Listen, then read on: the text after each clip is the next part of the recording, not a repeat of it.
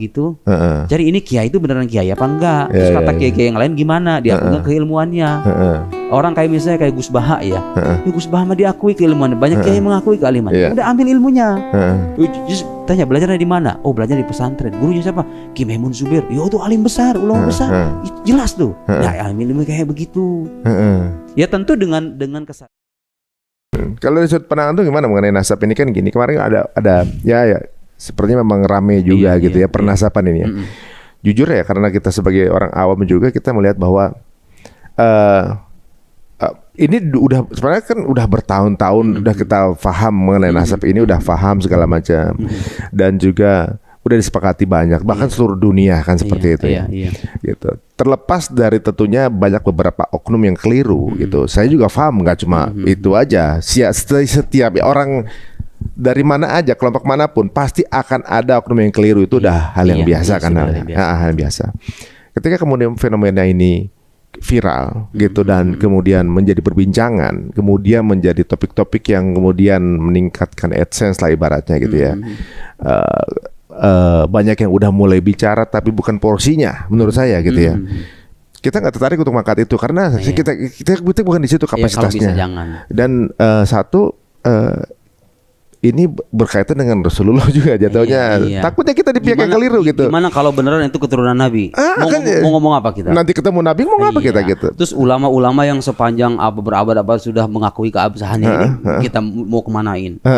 Ya kan? Ya ini sih sebetulnya gini. Kalau ini sikap saya secara pribadi dan saya juga ini nasihat dari guru saya. Jadi begini, beragama yang baik itu kita kan namanya, kita aliran ini Ahlus Sunnah wal Jamaah kan. Jamaah itu kan artinya jamaah bersama-sama. Ya cari mayoritas dong, ya kan. Kalau mayoritas ulama mengatakan begini, ikut aja lah. Kita sebagai orang awam nih nggak usah pusing-pusing gitu loh. Kalau banyak ulama berpendapat begitu. Kenapa? Karena ada hadis mas, jaminan dari Nabi. La tajtami ummati alal khata' alad dolalah. Jadi umat Nabi Muhammad itu gak akan bersepakat tentang kesesatan, tentang sebuah kesesatan. Jadi kalau mayoritas ulama mengatakan A, ijma namanya ya, dalam ilmu Islam itu namanya ijma, kesepakatan ulama. Itu tidak ada garansi dari Nabi. Mereka itu nggak akan bersepakat tentang kesesatan gitu loh. Kalau sudah ijma itu, ya udah kita percaya aja gitu loh. Dan sekali lagi, kepercayaan ini bukan landasannya bukan kepercayaan buta, tapi karena kita yakin bahwa kalau ulama menyepakati, landasannya pasti ilmu. Gitu loh, ini kearifan ini yang kita perlukan. Tanpa harus berkomentar, ya silakan kalau yang punya keahlian gitu ya. Tapi saya secara pribadi dinasihati sama guru saya, iyyak min mukhalafatil ijma. Jangan sekali-kali kamu melanggar ijma ulama. Ulama itu pewaris para nabi loh, warasatul anbiya. Kita ini kalau pengen beragama seperti yang diinginkan sama Nabi, ya ikuti ulama aja. Ulama-ulama beneran ahli loh ya, bukan ulama istilahnya yang diulamakan, ulama yang keilmuannya sudah teruji.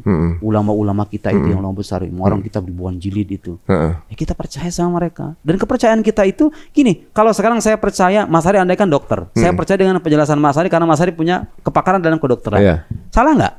Ya enggak. Ya enggak, itu loh, justru itu tuntunannya begitu kan. Masa setiap kali kita pergi ke rumah sakit kita kritik dokter ini, ya Anda nggak bakal sembuh dong kalau gitu.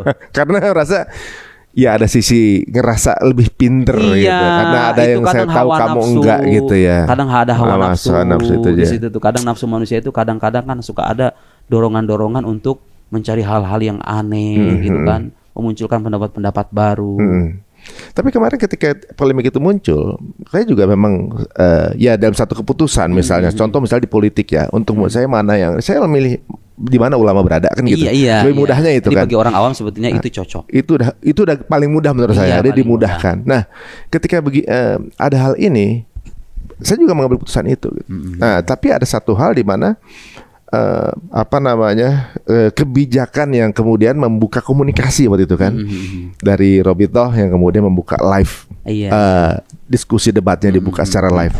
Ini menarik untuk anak sekarang karena walaupun kita kayaknya ya tadi keberpihakan itu ada keberpihakan ke satu sisi, tapi juga emang pengen denger sih apa sih landasan ilmiahnya. Seharusnya sih itu debat itu harusnya berlangsung antara yang betul-betul mempromosikan penolakan dengan yang mempertahankan. Bener. Itu seru itu kalau terjadi. Makanya kemudian ketika live itu ada, jujur saya juga termasuk yang nunggu pengen tahu dasarnya apa. Termasuk saya. Antum juga gitu pengen ya. Pengen tahu. Kemudian katanya ini sudah kedua kalinya kalau nggak salah nggak hadir. Nah makin yakin kalau orang memiliki satu pandangan argumentasi yang berdasarkan keilmuan, tinggal di challenge aja kan gitu. Jatuhnya ya setiap teori kan bisa aja sepakat atau nggak sepakat. Tapi mau silakan di challenge. Kayak guru gembul itu kan, dia berani datang kan. Nah itu saya respect. Karena beliau datang kan gitu kan. Nah. Jadi gini Mas, gunanya debat terbuka itu gunanya saya ngerasakan impact itu luar biasa. Menyadarkan orang itu luar biasa. Apalagi kita hidup di zaman internet kayak gini nih. Dengan adanya debat terbuka itu orang jadi tahu gitu loh. Ini mana yang benar, mana yang enggak, mana yang rasional, mana yang enggak, mana yang berbasis data, mana yang asal ngomong doang. Itu kan penting. Jadi kita tanpa mengajak, ayo jangan gini-gini, enggak, cukup kita perlihatkan aja. Ini orang ini pandangannya begini, saya bantah nih. Kalau terlihat bantahan kita kuat, ya orang juga akan menilai sendiri kok. Sadar dengan dirinya. Terutama yang nggak fanatik loh ya. Kalau yang fanatik udah nggak ada cerita itu. Mereka mau kita ngomong 1000 dalil sekalipun, enggak, bagi anda salah, ya sudah, selesai, terserah kamu gitu loh. Tapi itu tradisi intelektual yang sudah diperkenalkan oleh para ulama dulu. Saya pernah bercerita tentang mazhab Mu'tazilah. Mazhab Mu'tazilah ini satu sekte dalam Islam yang punya pikiran-pikiran menyimpang. Mazhab resmi negara di era Abbasiyah. Mazhab resmi negara itu punya kekuatan politik kan. Tapi itu sampai sekarang nggak ada sisanya loh. Sebagai sebuah mazhab udah nggak ada, udah hilang. Kenapa? Karena para ulama Sunni, ulama Ahlus Sunnah itu tampil munadharah. Munadharah itu artinya debat terbuka. Itu udah biasa ulama dulu kayak gitu. Sehingga kecacatan mazhab ini tersingkap. Tersingkap sedemikian intens gitu kan. Akhirnya apa? Orang sadar, wah ini mazhab udah nggak bener ini. Ya kan? Jadi itu salah satu medium untuk menyadarkan dan mencerahkan publik. Debat-debat ilmiah terbuka itu saya kira itu sangat penting untuk zaman sekarang ya konteksnya. Apalagi orang lebih suka mengakses YouTube ketimbang baca buku ya kan. Zaman sekarang kan lebih visual gitu ya, auditori juga. Nah, tapi apapun hasilnya debat kemarin, saya juga respect juga sama Guru Gembul ya, karena hadir. Ya menurut saya nggak akan terjadi debat itu kalau nggak hadir gitu kan. Saya juga nggak bakal hadir di sini. Iya benar, ibaratnya. Tapi antum jadi ditemukan gitu loh. Masalahnya gini kan, ibaratnya ini katakanlah ya mungkin hal ini terjadi karena emang udah waktunya gitu antum menjadi bagian dari yang tampil di permukaan. Tapi walaupun begitu, mudah-mudahan ya misal Guru Gembul juga menyaksikan ini, kemudian beliau juga melakukan riset lagi, yang kemudian kita bisa menjadi semeja di pihak yang sama kan gitu. Insya Allah mudah-mudahan jadi yang ya kita sama-sama mencerdaskan bangsa ini. Jadi kita tidak ada persoalan dengan pribadi orangnya ya. Jadi yang kita persoalan itu adalah pandangan-pandangannya yang memang terbukti bermasalah dari sudut argumentasi keilmuan gitu loh. Jadi ini fokus perdebatan kita pada soal itu. Saya tidak bicara soal kepribadian beliau. Bahkan setelah itu pun kita bersalaman, ya sudah selesai gitu loh. Cuman selama pemikiran itu ada, ya bantahan itu harus ada gitu loh. Benar-benar. Dan beliau kan setahu saya belum sampai pada tahap meralat secara terang-terangan pandangannya kan. Beliau hanya mengatakan mengaku kalah dan lain. Tapi kan bagi saya tuh inti perdebatan itu bukan mengaku kalah, tapi menentukan mana yang benar dan mana yang salah. Yang benar harus diakui benar, yang salah harus diakui salah gitu loh. Soal siapa yang kalah dan menang ini bukan pertandingan sepak bola. Jadi debat keilmuan itu tujuannya itu. Tapi saya cukup merasa itu juga bukan perkara yang mudah untuk mengatakan dia bahwa oke, di debat ini dia kalah gitu ya. Tapi itu juga ya siapa tahu kan, setiap orang ada juga ketika bertahap melakukan debat itu ada yang mencari kebenaran atau mencari pembenaran kan gitu ya. Betul. Ya mudah-mudahan beliau termasuk yang mencari kebenaran. Saya mengharapkan kebaikan untuk beliau dan para pengikutnya. Tugas saya hanya menyampaikan. Anda mau terima apa enggak bukan urusan saya. Urusan Anda sama Tuhan Anda. Saya alhamdulillah diberikan kemampuan untuk menyampaikan. Ya sudah, selesai gitu. Nabi aja disuruhnya menyampaikan kok. Masa saya maksa-maksa Anda? Ya saya siapa gitu loh kan. Ya saya hanya menyampaikan ini loh yang benar begini, argumentasinya begini, landasannya ini, referensinya ini. Mau percaya? Ahlan wa sahlan. Enggak mau, selesai. Terserah Anda. Ya tapi memang di debat kemarin memang mengasihkan sih dilihat. Karena bukan pembicaranya juga, ternyata penontonnya juga mengasihkan. Saya tuh ngelihatnya, waduh yang nontonnya juga berilmu gitu, yang ini jadi penuh gizi lah. Saya nonton aja berasa jadi bodoh banget gitu. Jujur aja saya Ini benar-benar berarti memang ilmu ini Quran ini sumber ilmunya nggak terbatas ini benar-benar. Tapi nggak ada telat untuk belajar. Iya. Ya. Insya Allah mudah-mudahan jadi. Gitu. Jadi memudahkan sebenarnya orang Islam tuh. Kalau yang lagi nggak punya waktu untuk belajar, ikutin aja para gurunya kan mudah kan gitu. Lagi nyetir mobil gitu kan. Saya aja sampai sekarang masih begitu kok. Kadang-kadang kalau misalnya di mobil daripada kita nganggur gitu kan, ya dengerin aja YouTube ya dari orang-orang yang memang secara keilmuan itu bisa dipercaya gitu. Ya. Untuk menambah wawasan. Ini belajar itu nggak ada batasnya. Saya masih belajar, Mas Ari masih belajar, orang-orang di luar sana juga seharusnya belajar. Karena kewajiban kita yang paling pokok itu, Mas, kewajiban kita ini sebagai Muslim, kadang sebagai Muslim nggak sadar. Ya. Kita ini kan ibadah, sholat, puasa, buat siapa sih? Buat Tuhan kan? Bukan buat kita sendiri. Iya kan buat Tuhan kan, buat Allah Subhanahu wa taala. Kan? Jadi tuntutan kita itu kita harus mengenal dong sosok yang kita sembah ini gitu. Masa Anda ibadah kepada Tuhan, Tuhannya nggak Anda kenal? Jadi makanya belajar akidah itu hukumnya wajib. Fardu ain, setiap muslim itu wajib minimal dasar-dasarnya. Ini Tuhan tuh kalau ada buktinya apa? Oh begini. Nabi Muhammad tuh katanya Nabi, buktinya apa? Kayak tadi saya jelaskan. Quran tuh katanya firman Allah, buktinya apa? Ini. Allah itu punya sifat apa aja? Allah punya sifat wujud, qidam, baqa, mukhalafah. Itu artinya apa aja? Dasar-dasar aja, gitu kan? Supaya Anda ketika beribadah itu tahu, oh saya menyembah Tuhan yang memang benar-benar ada, bukti keberadaannya jelas, punya sifat-sifat, landasannya juga jelas, gitu kan. Saya mengakui Nabi Muhammad sebagai Nabi, sejarah hidupnya jelas, kemudian kenabiannya juga jelas, gitu kan. Jadi kita beragama dengan kompas yang jelas, gitu loh. Jadi kalau udah mati itu nanti ditanya sama Allah, man robbuk? Allah. Siapa Tuhan kamu? Allah. Man nabiyuk? Siapa Nabi kamu? Nabi Muhammad, itu kan. Anda nggak bisa bahasa Arab, kalau iman tertanam secara mantap dalam hati, Anda bisa menjawab itu. Dengan seluruh kekayaan dan pencapaian duniawi kita yang kita miliki sekarang, kalau iman itu nggak ada, lenyap dong semuanya. Apa? Emang kita mau bawa apaan gitu? Iya, nggak kebawa juga tuh. Kita cuma mampir berapa tahun? Saya sekarang 30 tahun, mungkin secara statistik manusia normal mungkin 30 tahun lagi, 60 tahun atau mungkin lebih dari itu 40 tahun, kan paling panjang begitu. Udah bawa apa gitu ya? Kita mau ngapain sih abis itu? Kan kita udah selesai mati nih. Nah orang-orang ateis itu kadang-kadang mereka akan kebingungan loh. Bagi mereka mati itu sudah selesai, akhir dari segalanya. Orang beragama punya optimisme lebih. Bagi saya, bagi kita semua, kematian bukan segala-galanya, bukan akhir dari segala-galanya. Itu kita hanya mampir di sini. Justru kehidupan yang sesungguhnya itu ada di sono. Justru sebentar lagi kita orang beragama seharusnya hidup dengan optimisme yang lebih tinggi ketimbang orang yang tidak beragama. Gak usah cemas dengan penderitaan yang Anda terima, gak usah khawatir dengan derita hidup, air mata yang tercucur di balik pipi Anda itu. Karena pada akhirnya semuanya akan selesai dan kita akan kembali kepada Tuhan. Makanya harus Anda kenal dari sekarang Tuhannya itu bagaimana. Tak kenal maka tak sayang. Ya, kita harus belajar dan tidak ada kata terlambat. Bagi orang-orang yang mungkin selama ini belum tahu bahwa kita punya kewajiban itu, ayo dari sekarang kita belajar. Wah, berarti benar juga ya tingkat stres para ateis ya. Ketika di usia 50 itu meningkat, itu mungkin karena ini kali ya.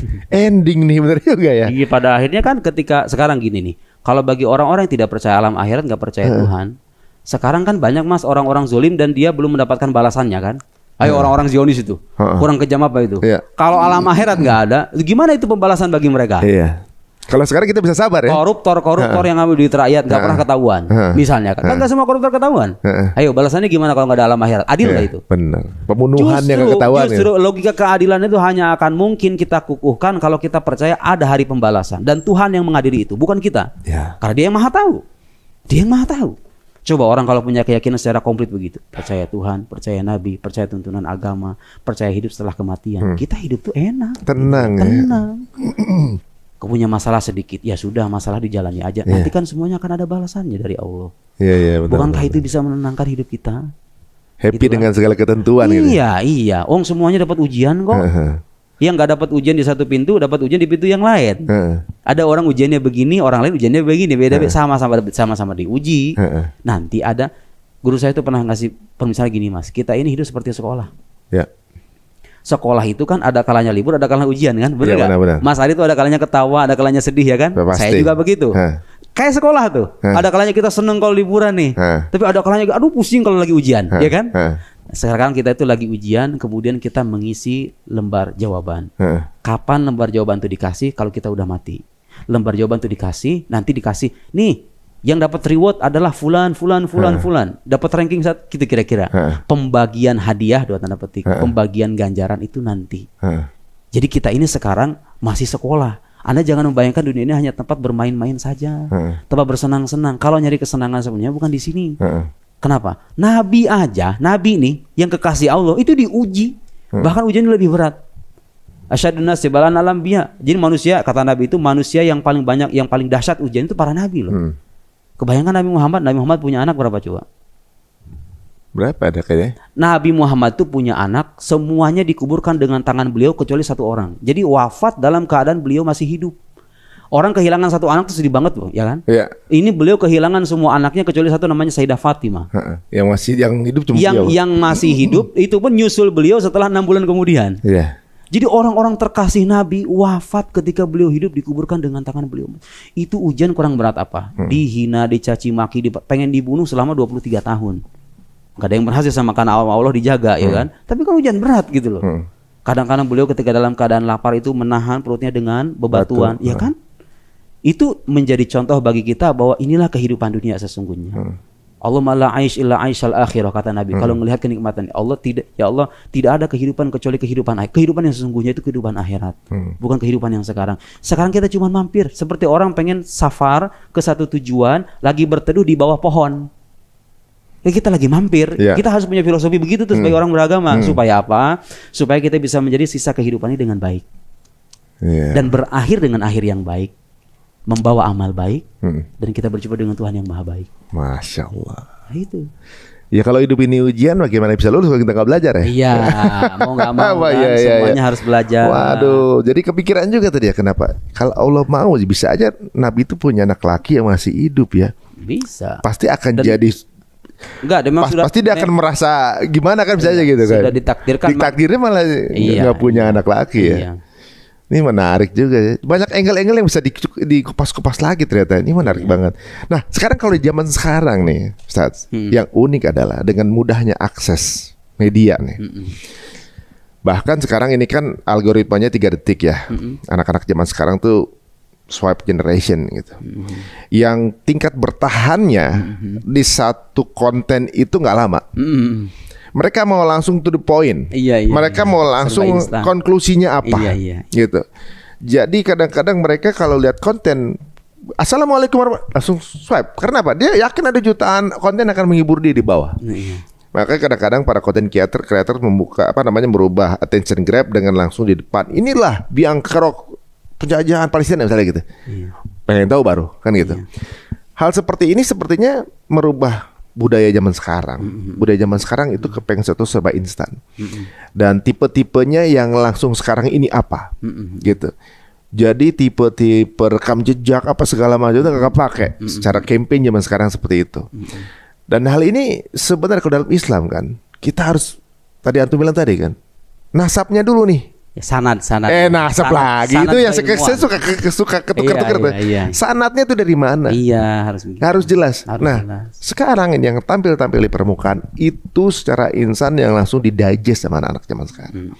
Bahkan orang-orang yang mungkin bukan pada kapasitasnya kadang-kadang beropini, ngasih pendapat segala macam. Kalau antum melihat ya, mungkin bukan masalah agama aja. Misalnya ada kasus politik segala macam gitu ya.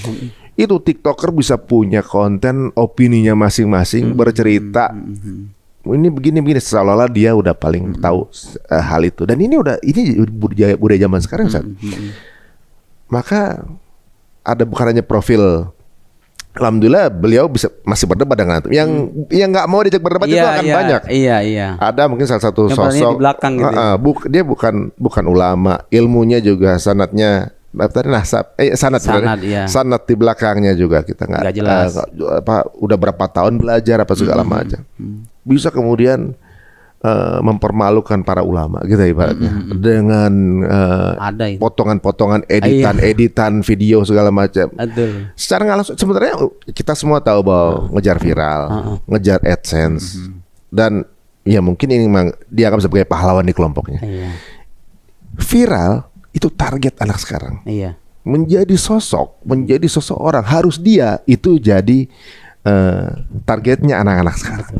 Ini fenomena-fenomena ini mungkin yang antum baru ketemu mungkin satu di antara beberapa jadi banyaknya itu gitu. Dan beliau sendiri dengan kebesaran mau duduk bareng. Yang nggak mau duduk bareng ini banyak. Dengan kekeliruannya. Seharusnya sih mau. Justru biar dunia intelektual itu maju, ya kan, publik semakin tercerahkan. Nah, orang-orang yang bermasalah ini gitu kan. Saya kira perlu ada orang-orang yang punya inisiatif untuk menampilkan mereka ke publik, dihadirkan ahli itu kan. Jadi tanpa kita mengajak orang, lihatin ini, tanpa kita ngomong begitu, ya udah suruh dia memaparkan pandangannya, kita bantah secara keilmuan gitu kan. Orang nanti akan milih sendiri. Antum tertarik gak di gitu? Misalnya ada gitu, ada satu yang punya teori nih. Kemudian memang pada saat itu ada di keilmuan antum. Iya, selama dia mau, kemudian saya punya kapasitas untuk menjawab. Ya kenapa tidak? Misalnya nih ada kelompok ateis, mereka punya landasannya menurut mereka kuat untuk kemudian diperdebatkan secara ilmiah. Iya. Gitu. Itu jadi masalah kalau mereka mau. Kan kadang-kadang orang itu kadang takut juga. Tapi kan landasannya beda. Kalau kita misalnya sama-sama muslim, landasan Quran gitu. Tapi kan satu yang menjadikan semen perekat antara kita dengan orang ateis ini apa coba? Akal sehat. Oke, Anda gak percaya Quran, gak percaya sepakat di situ ya. Kita sepakat dengan akal sehat dong, dengan logika dong. Makanya salah satu-satunya jalan untuk memuaskan orang ateis itu ya dengan logika. Karena itu menjadi semen perekat antara kita nih. Kita sama-sama manusia kan. Anda punya akal sehat, saya punya akal sehat. Ayo kita berdebat dengan akal sehat kita aja. Tentunya berbasis argumen gitu. Tapi argumennya berbasis argumen rasional. Kalau saya bilang, oh enggak, menurut Al-Quran begini, mereka nggak percaya Quran. Ya nggak bisa dengan dasar yang itu. Nggak bisa. Kecuali dengan sama Muslim, ya kan. Yang terikat dengan Al-Quran, terikat dengan sabda Nabi. Tapi selama lawan bicara kita itu orang yang nggak percaya dengan teks-teks suci, ya mau tidak mau yang kita andalkan adalah ini kan pada akhirnya. Nah, itulah gunanya kita mempelajari ilmu akidah, ilmu filsafat. Itu toolsnya itu supaya kita punya alat untuk memuaskan alam mereka dengan argumentasi rasional. Dan kita punya kekayaan gitu loh dalam hazanah itu. Jadi kalau misalnya adapun nanti misalnya ada juga yang di luar dengan satu akidah yang sama, pasti nggak bisa kita bawa dengan satu landasan yang sama kan. Tapi Anda bisa terima juga. Misalnya ada yang saya punya teori secara, tapi nggak dengan Quran ya. Secara prinsipil kalau debat itu sifatnya debat ilmiah. Ya berbasis referensi, kemudian orang ini punya dampak, kemudian terbukti pandangannya bermasalah dan saya punya kapasitas untuk menjawab, saya nggak jadi masalah. Gitu kan. Bahkan kan yang guru gembul itu kan, itu di hari dia memberikan tantangan di akun medsosnya, saya langsung menjawab sekitar. Saya waktu itu posisi lagi olahraga, saya pulang ke rumah langsung saya balas, oke Pak Gembul, tantangan saya terima, nanti saya gini-gini, langsung gitu loh. Karena saya tahu ini followersnya banyak nih, terus pandangannya bermasalah nih, kesempatan menyadarkan orang gitu kan istilahnya, tinggi oke gitu, gak jadi masalah. Dan sekarang kan saya merasa impactnya ternyata luar biasa ya. Maksudnya debat-debat keilmuan memang saya kan juga termasuk yang mengamati beberapa teori, beberapa orang beranggapan gimana apa. Saya juga termasuk yang mengamati juga. Kalau menurut pendapat Antum gimana dengan fenomena kayak gitu? Sebenarnya gini, Mas. Jadi yang kita butuhkan itu adalah kesadaran ke dalam aja sih. Maksudnya kita nih sebagai orang-orang yang waras lah. Anda jangan dengan akal sehat yang Anda miliki, Anda akan bisa menyaring. Jadi Tuhan itu sudah memberikan satu alat yang sangat berharga untuk Anda. Yang itu membedakan Anda dari binatang-binatang yang lain. Itu akal sehat itu. Coba dong kalau misalnya nyari informasi. Saya termasuk nih orang yang karena punya kesadaran itu. Kalau nerima informasi, kabar, mau itu gosip mau itu berita politik mau ini, mau itu, saya memposisikannya dengan keraguan terlebih dulu. Gak langsung percaya gitu. Apalagi kalau sumbernya nggak jelas. Apalagi kalau ada syarat kepentingan di sana. Jadi kita jadi orang cerdas dong. Maksudnya lebih aman ya. Iya. Buat apa sih? Kita nggak bakal ditanya tentang sesuatu yang bukan bagian dari kita kok di akhirat, ya kan? Emang Anda akan ditanya, kenapa kamu tidak ikut andil dalam perbaikan Indonesia ketika Indonesia dilanda begini? Saya siapa ya Allah? Saya hanya seorang guru gitu kan. Jadi kalau Anda pejabat publik dan Anda membidangi bagian itu, Anda menjadi seorang menteri dalam bagian tertentu, bagian ini rusak, Anda akan ditanya. Saya yang bukan menteri, bukan pejabat, ngapain itu dan begitu. Cobalah itu terima berita-berita itu dengan sikap keraguan, ya, benar-benar selektif gitu. Ini kesadaran kita aja gitu kan. Nah, termasuk pengetahuan yang berkaitan dengan ilmu agama. Dilihat nih orang ini belajar agamanya di mana sih? Gak jelas nih, belajarnya gak jelas. Dulunya kayak gimana? Dulunya begini. Ya gak usah diambil dong ilmunya. Iya. Sebagai hiburan oke deh, silahkan gitu kan.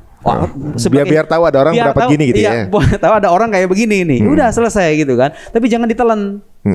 Yang Anda telan itu, yang dijadikan dasar pijakan itu informasi atau keilmuan yang Anda terima. Oh, ini orang belajar di sini. Ini kemudian kontribusinya seperti ini, diakui seperti ini, kepakarannya di sini, kuliahnya di sini. Kayak tadi itu logikanya kayak kita milih dokter, Mas. Saya itu waktu mau cabut gigi, pilih apa atau ketika saya berobat ke spesialis. Itu saya cari di salah satu rumah sakit itu dokter yang banyak gelarnya. Karena saya khawatir kalau sakit di aplikasi dokter pun begitu saya. Iya kan? Iya. Atau misalnya kata orang kayak gimana? Iya. Berapa persen itu tingkat keberhasilannya? Iya, kata orang gimana orang ini? Pakar apa enggak? Tingkat keberhasilannya ya kan? Kenapa sih kita kalau nyari ilmu guru agama juga enggak begitu? Jadi ini kiai itu beneran kiai apa enggak? Terus kata kiai-kiai yang lain gimana? Dia punya keilmuannya. Orang kayak misalnya kayak Gus Baha ya. Gus Baha mah diakui keilmuannya. Banyak kiai mengakui keilmuannya. Udah ambil ilmunya. Tanya belajarnya di mana? Oh, belajar di pesantren. Gurunya siapa? Ki Maimun Zubair. Yo tuh alim besar, ulama besar. Jelas tuh. Ya ilmu kayak begitu. Ya tentu dengan kesadaran penuh bahwa tidak semua yang dikatakan alim itu benar. Kadang-kadang alim juga ada salahnya. Yang salah tuh tinggalin aja gitu loh. Tapi salah sama benar banyak kan benernya kan? Iya kan? Iya, sama kayak dokter. Emang dokter benar terus? Iya benar. Kadang-kadang dokter salah mendiagnosa juga kan? Cuma nggak dihujat netizen aja. Iya. Jadi kita perlu membangun kesadaran itu ke dalam supaya apa? Yaitu dampak positif itu diri kita sendiri gitu loh. Iya. Kalau Anda tidak bisa berkontribusi, minimal Anda diam, jangan buat kerusuhan. Gitu jadi heboh, jadi jadi kalau merasa tidak punya kapasitas. Kayak saya nggak ahli dalam bidang politik dan nggak begitu ngerti. Makanya saya di medsos hampir nggak pernah bicara tentang politik itu. Karena saya tahu kesadaran diri. Kapasitas. Dan ada ayat Al-Qur'an mengatakan wala taqfu ma laysa laka bihi ilm. Innas sam'a wal basar wal fuad kullu ulaika anhu mas'ula. Jangan ikuti apa yang kamu nggak tahu. Karena pendengaran, penglihatan itu nanti akan dimintai pertanggungjawaban sama Allah. Ngeri juga ya. Takut nggak Anda? Sekarang kalau misalnya Anda menyampaikan pendapat yang salah, yang menyaksikannya ribuan, dan orang-orang ini orang-orang awam yang isi kepalanya itu kosong, dimasuki pendapat Anda yang aneh ini, ayo gimana pertanggungjawabannya? Iya juga. Anda kan sadar Anda bukan ahli, kenapa Anda bicara gitu loh? Coba orang kalau punya kesadaran begitu, kerusuhan dan kerisuhan itu akan berkurang kan? Iya sih. Hidup kita akan lebih bermutu. Tapi kan? Sekarang ini kerisuhan adalah kabar baik untuk para penggerak sosmed. Biasanya kan kayak gitu. Yang Antum bilang tadi bahwa semua tuh ada ilmunya, dipilih yang paling bagus. Kalau zaman sekarang kan ya ada satu negara gitu yang ya tadi kita Antum ngomongin politik, ada yang artis buat politik itu jadi hal yang biasa gitu di negara kita. Di negara lain.